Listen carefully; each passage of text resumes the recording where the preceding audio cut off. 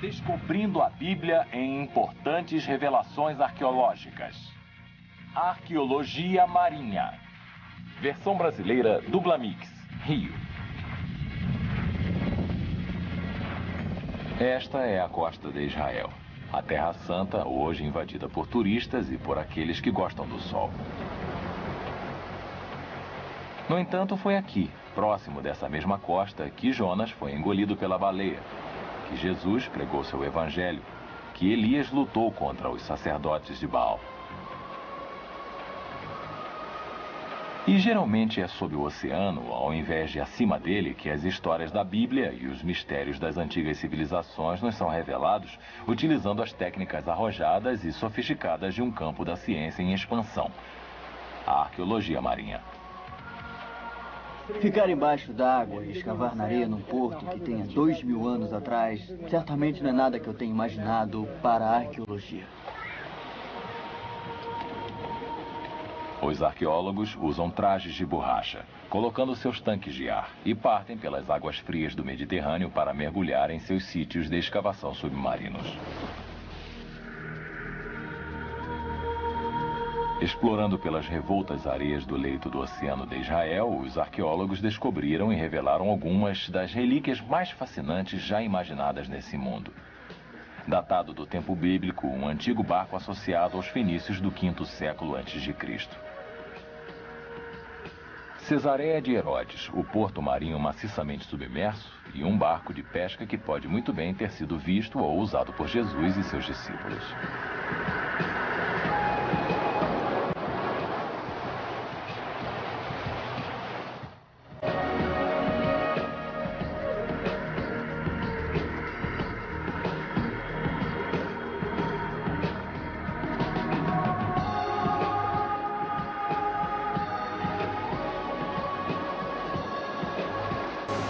Maagan Mikael, localizada na costa marinha oeste de Israel. Aqui, sob ondas azuis, os mergulhadores descobriram um barco de 2.500 anos de idade, da época dos fenícios, os antigos mestres da navegação náutica no mundo. O que encontramos aqui é praticamente, eu diria, cerca de 60% ou 70% do casco. O Dr. Elisha Linder é considerado o pai da arqueologia marinha em Israel. Coincidentemente, ele vive em Maagan Mikael e foi o co-diretor dessa escavação. É muito raro que encontremos um casco de navio num estado de preservação tão fantástico. E é por isso que não chamamos de resto de um naufrágio, porque o navio não é um resto. Ele permaneceu ali por 2.400 anos e continua tão bem preservado porque foi coberto imediatamente por uma pesada camada de areia. It was covered up immediately by heavy layer of sand.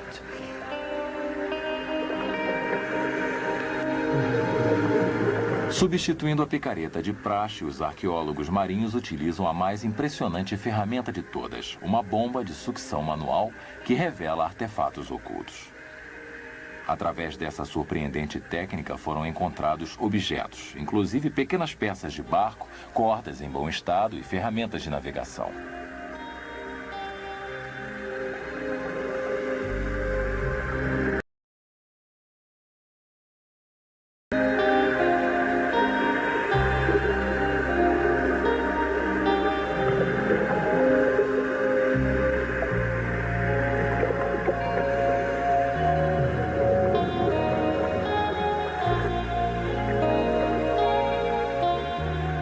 As ferramentas são simples, porém o trabalho é meticuloso e exato, enquanto cada prancha é cuidadosamente retirada com segurança e transferida para um depósito para análise. Tiramos a madeira da água, pedaço por pedaço, e desmontamos embaixo d'água. E aí sentimos o cheiro. Sentimos o cheiro da madeira como se estivesse acabando de sair de uma madeireira. Parecia ainda ser nova.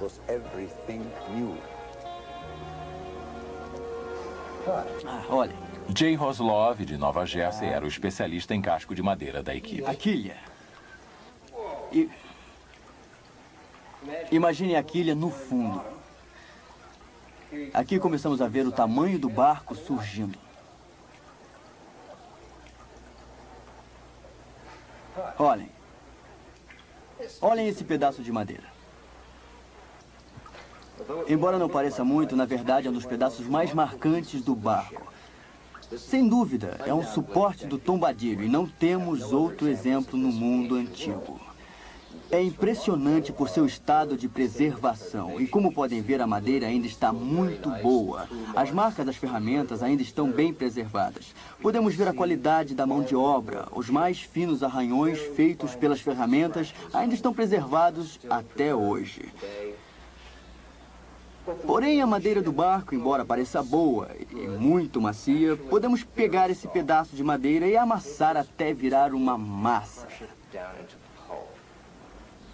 Pois ela não tem uma resistência muito grande, embora preserve as menores evidências das ferramentas usadas, marcas de facas ou quaisquer outras impressões deixadas. Sem o tratamento adequado, essa madeira teria deteriorado e se transformado numa espécie de massa em questão de dias.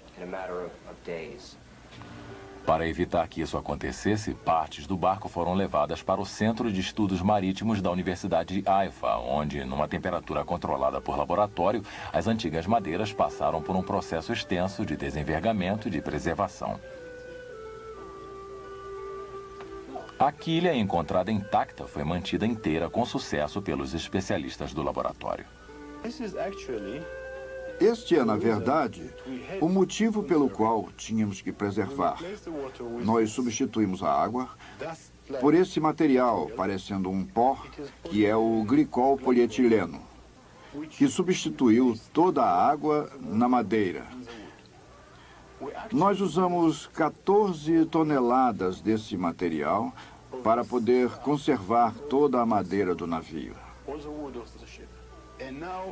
E agora pode notar que é uma madeira dura. Estão vendo? Antes, só de segurar a madeira assim, ela se desmancharia. Agora temos uma madeira sólida, na qual podemos estudar e pesquisar sem qualquer interferência da condição da própria madeira.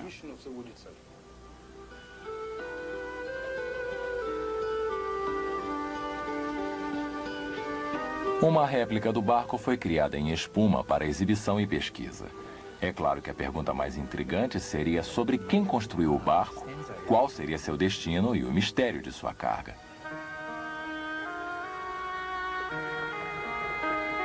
Quando o barco foi descoberto junto com os pedaços de madeira no topo, os mergulhadores também encontraram várias pedras enormes e tipos de pedras que não são locais dessa área.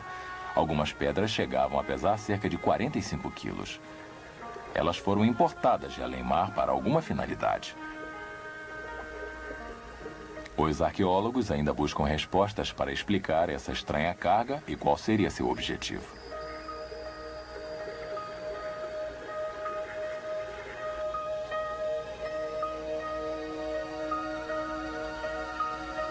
O barco fenício data do 5º século a.C., o período dos profetas Esdras e Neemias. Uma época onde os judeus voltavam do exílio na Babilônia e estavam reconstruindo seu templo em Jerusalém. Essas pedras poderiam ter sido usadas na construção de santuários, porque não é originária do local. Com certeza foi importada, como posteriormente foi importado o mármore de Carrara, em que ele foi usado em templos, teatros e palácios.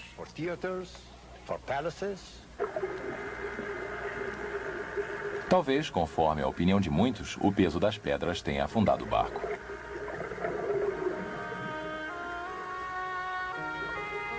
Para os arqueólogos, outra coisa fez com que a tripulação abandonasse o barco às pressas, deixando um barco valioso para trás. Por que eles saíram, ninguém sabe.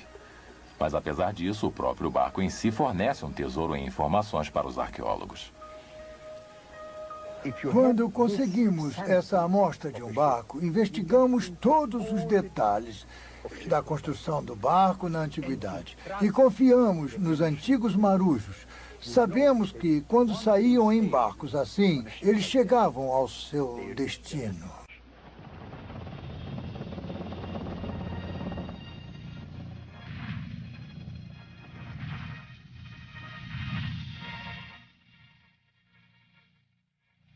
porto marítimo de Cesareia era o destino de muitos dos barcos antigos que navegavam pela costa do Mediterrâneo, onde ele jaz submerso no leito do oceano.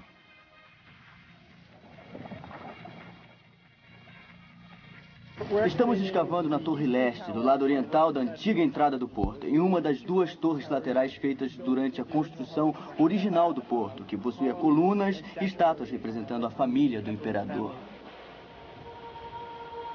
Construído pelo rei Herodes em homenagem à glória do imperador Augustus, foi o mais luxuoso e grandioso porto marítimo erguido pelo homem em sua época.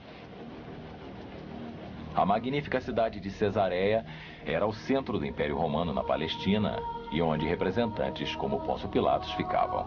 A cidade era o maior centro comercial e o porto era seu portão de entrada.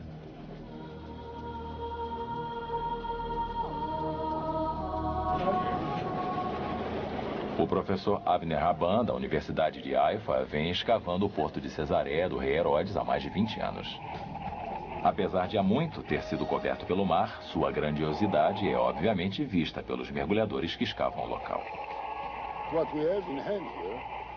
O que temos aqui é a obra de engenharia mais sofisticada que foi preservada num estado tal que possa ser estudada e entendida. A única descrição histórica conhecida do porto é encontrada nos trabalhos históricos escritos por Joséfos Flávios. Suas descrições do porto eram elaboradas com detalhes de como o porto fora construído. Um general judeu que passou para o lado dos romanos afirma que Joséfos pode ter exagerado em sua descrição dos fatos para agradar os mestres romanos. Historiadores questionam sua precisão. Nós descobrimos que ele exagerou e nos enganou, fornecendo informações errôneas de qualquer detalhe. Ele, na verdade, desconhecia as verdadeiras virtudes desse porto. Poderiam os antigos romanos realmente ter a tecnologia necessária para realizar a obra de engenharia tão complexa e sofisticada que Joséfos descreve com relação à construção do porto? Nós encontramos as barcaças ainda no lugar no leito do mar, bem postas, adequadamente lindas. Uma das técnicas vividamente descritas por Joséfos é a de como o rei Herodes usava grandes barcaças para rebaixar enormes blocos de pedra pesando várias toneladas até o leito do oceano. Gradualmente, essas pedras formaram as fundações para o quebra-mar do porto. Os caixões flutuantes que mantinham as pedras no lugar foram bem preservados durante 2000 anos. Tentar retirá-los foi um desafio difícil para a equipe de escavação, porque estavam tão bem conservados que foi necessário um grande esforço para serrar a madeira de pinho que estava tão dura quanto madeira nova. Uma série de blocos de braçadeira foram colocados no leito do mar, ligados uns aos outros através de chumbo derretido que havia sido derramado embaixo da água. Como isso foi feito nos deixa pasmos. A função do porto era de ligar a província da Palestina ao resto do mundo. Era uma cidade portuária cosmopolita, onde diferentes culturas através do Império Romano se reuniam para a troca de bens e de ideias, onde podíamos encontrar gregos, egípcios e judeus reunidos. E, como o porto, a cidade contém seus próprios enigmas. Cesareia está dando lugar a muitas respostas. Para cada resposta que obtemos para uma pergunta significativa, nós encontramos 5 ou mais perguntas que ainda não têm resposta. A principal pergunta que atormenta o professor Kenneth Hollum, da Universidade de Maryland e co-diretor das escavações de Cesareia, é como a cidade de Cesareia se transformou de uma cidade pagã para uma cidade cristã. Escavações descobriram camadas contraditórias de um templo pagão e de uma igreja cristã dos primórdios.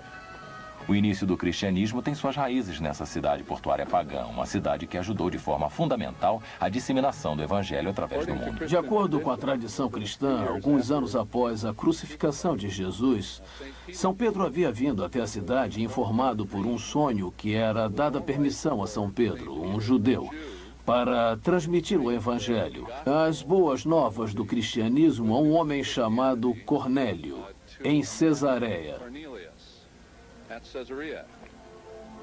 O importante é que Cornélio, um centurião romano, era um não-judeu, a primeira pessoa fora do judaísmo a abraçar as palavras de Jesus. O cristianismo poderia então, a partir daí, se desenvolver além de suas raízes e espalhar sua mensagem para outras nações. E o Porto de Herodes, com seu acesso ao mundo, foi uma ferramenta fundamental para isso. Na escritura, Cesareia é por diversas vezes mencionada nos Atos dos Apóstolos. E especificamente também foi sabidamente o local no qual São Paulo foi julgado diante do governador da Judéia. São Paulo foi acusado de traição contra Roma. E foi aqui, de acordo com as escrituras, que ele foi mantido preso durante vários anos antes de ser enviado acorrentado para aparecer diante de César.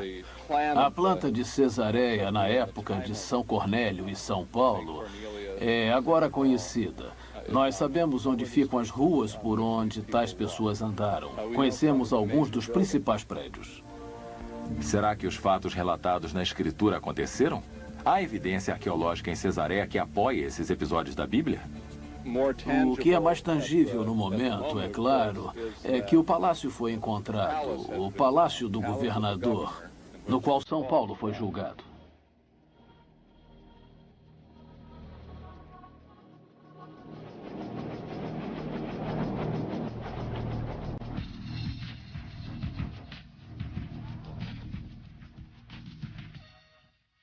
Nenhum mar está mais ligado ao início do cristianismo do que o Mar da Galileia ao norte de Israel.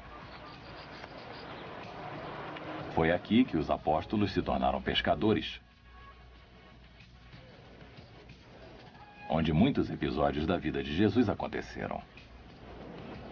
E foi ao longo desta costa que os arqueólogos marinhos recentemente fizeram uma de suas mais enigmáticas descobertas. No inverno de 1986, devido a uma seca, as águas do lago secaram mais do que o de costume. Enquanto andavam pelas margens do lago, dois irmãos do Kibbutz Ginossor próximo descobriram a silhueta de um barco no terreno enlameado. Durante 17 anos, encontramos vários barcos naufragados no Mediterrâneo, mas esse é o primeiro no Mar da Galileia. Essa foi uma fantástica descoberta e os arqueólogos foram imediatamente chamados para investigar. E o que descobriram foi um barco de pesca praticamente intacto do 1º século depois de Cristo, da época em que Jesus pregava por essas terras. Nós vimos que era uma descoberta importante por causa da construção do barco e da cerâmica que foi encontrada nele. Então, naquele momento, de repente, vimos um lindo arco-íris surgir no céu exatamente nesse lugar e soubemos que estávamos com algo especial nas mãos. É um cenário que conhecemos muito bem. O retrato dos discípulos pescadores da Galileia, criado por pintores desde Michelangelo até Rembrandt.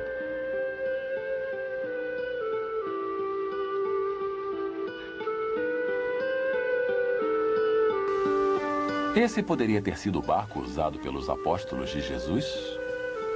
Para responder a tal pergunta, o barco precisava ser retirado e estudado antes que as águas do Mar da Galileia subissem novamente e o escondesse talvez por mais 1000 anos. Milagrosamente, o barco foi retirado integralmente num tempo recorde de 11 dias. Um material plástico de fibra de vidro foi borrifado sobre ele para lacrá-lo totalmente e protegê-lo.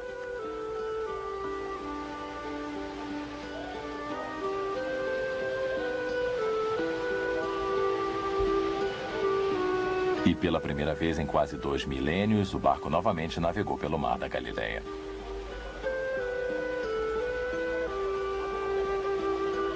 Depois que o barco foi levado para o Kibbutz Ginossar, iniciou-se o longo processo de conservação e de proteção. Mais uma vez, produtos químicos especiais foram usados para preservar o barco, enquanto os especialistas iniciavam suas pesquisas. Orna Corwin é a curadora do projeto. De acordo com a determinação de idade por carbono 14, as 2 vasilhas de cerâmica que encontramos, a panela de cozinhar e um candeeiro, além da construção da forma com que o barco foi construído, tudo isso aponta para o 1º século depois de Cristo. No início, o objetivo era o de preservar o barco. Somente após vários anos que os especialistas poderiam lidar com as mais enigmáticas perguntas que envolviam esse intrigante e misterioso barco. Um dos cientistas procurados para opinar foi o arqueólogo marinho Jerome Hall. Eu estou examinando o barco para tentar descobrir como ele foi construído. Então, vendo as pequenas pistas, tento reencontrar a história de sua construção e entrar na mente da pessoa ou pessoas que construíram o barco. O barco apresentava provas claras de uma forma bem antiga de construção de barcos no mundo antigo. Essa técnica utilizava buracos nas tábuas de madeira, os orifícios. Então, pequenos pedaços de madeira, pinos de madeira, eram colocados nesses orifícios e na tábua. Outra tábua com mais orifícios era colocada sobre essa e então presa à parte ainda exposta dos pequenos pinos. Cavilhas de madeira eram então colocadas nas tábuas, lacrando os pinos de madeira e os orifícios, dessa forma deixando todas as tábuas unidas. A questão principal pode não ser como o barco foi feito, mas quem o usou. Os primeiros discípulos de Jesus eram pescadores dessa área. Muitas histórias evangélicas nos falam de Jesus ensinando da plataforma de um barco. Seria imaginar demais haver uma ligação entre esse barco, os discípulos e Jesus? Não há nada em termos arqueológicos que possa provar isso. Tudo o que podemos fazer é colocar o barco no primeiro século, sendo usado por um indivíduo desse primeiro século, no mesmo mar que já existia. Então eu diria que se ele jamais pisou nesse barco, ele provavelmente pisou num barco que era muito semelhante a esse. O barco também pode estar ligado à revolta dos judeus contra os romanos durante o final do primeiro século depois de Cristo. Uma imagem de um barco assim aparece no mosaico de Migdal, perto de Ginossar, retratando uma cruel batalha no Mar da Galileia. Enquanto tentavam fugir das legiões romanas assassinas, judeus entram em barcos e, em desespero, fogem para o centro do lago para ficarem em segurança.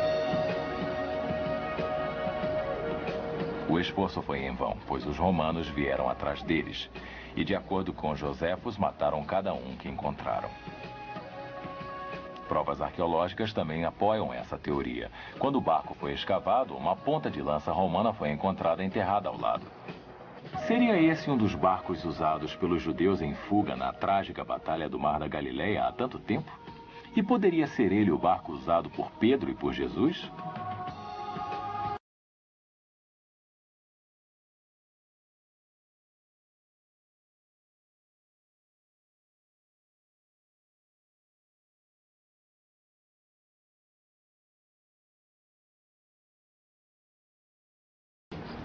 São por tais tesouros que os arqueólogos marinhos anseiam. Em busca de objetos que ajudem a solucionar as perenes indagações históricas e bíblicas, a revelar os maravilhosos feitos dos antigos marujos e, acima de tudo, a desvendar os mistérios das antigas gerações escondidas numa arca do tesouro submersa no Memorial do Tempo.